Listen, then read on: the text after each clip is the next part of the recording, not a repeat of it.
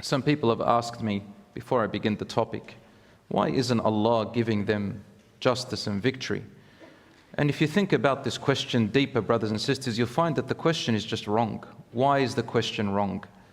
Brothers and sisters, when you know that Allah subhanahu wa ta'ala has created us in this life as a test in this world, then you will understand it greater.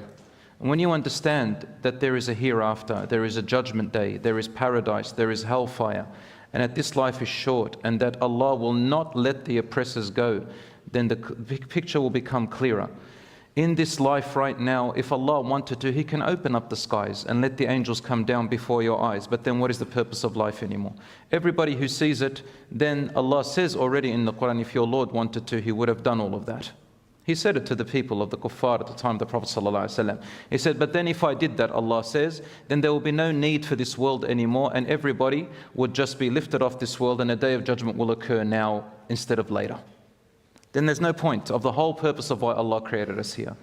But Allah subhanahu wa ta'ala has given us guidance, and He has given us promises, and He has given us the clear statement of what He wants from us, and what we're supposed to do for each other, and that He created a reward system and a punishment system.